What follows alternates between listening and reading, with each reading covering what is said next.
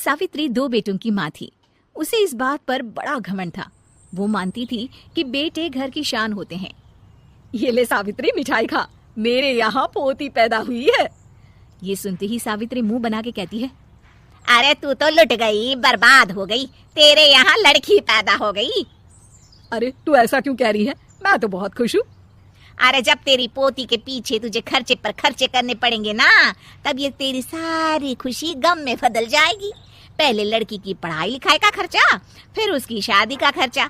अरे आजकल की शादियाँ कितनी महंगी हो गई है, गहने बनाओ, लाखों रुपए पानी की तरह बह जाते हैं।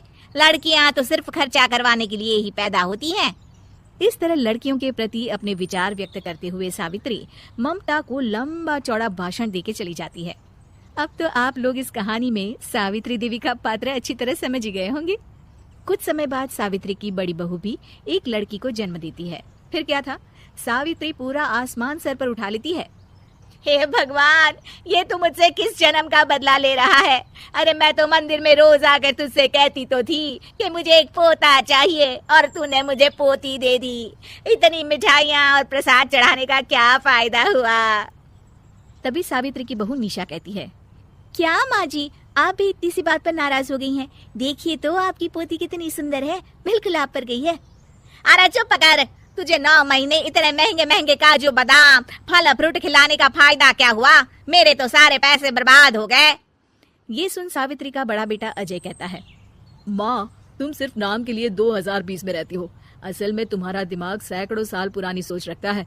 आज के जमाने में लड़का और लड़की में कौन फर्क करता है। मैं तो बहुत खुश हूँ कि भगवान ने मुझे लक्ष्मी के रूप में बेटी दी है। लेकिन सावित्री पर अजय की बातों का कोई असर नहीं होता। नालायक, अपनी पत्नी की जबान बोल रहा है। मेरा बड़ा बेटा तो हाथ से गया।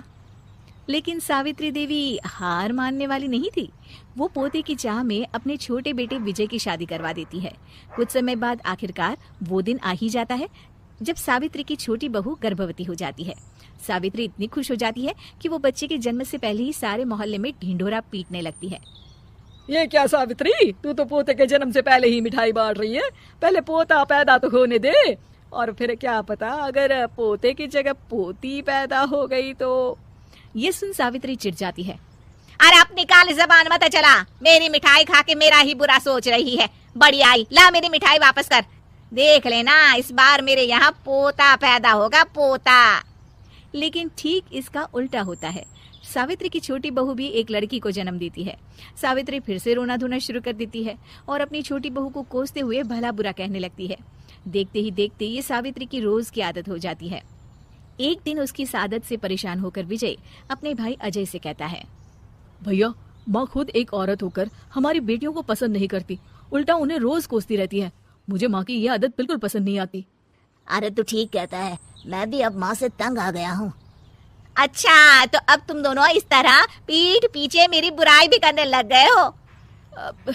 नहीं माँ, हम चाहते हैं कि घर में शांति बनी रहे। हमें हमारी बेटियाँ बहुत प्यारी है। मैं नहीं चाहता कि वह तुम्हारे ताने सुन सुन कर बड़ी हो, और इसीलिए हम दोनों ये घर छोड़कर चले जाएंगे।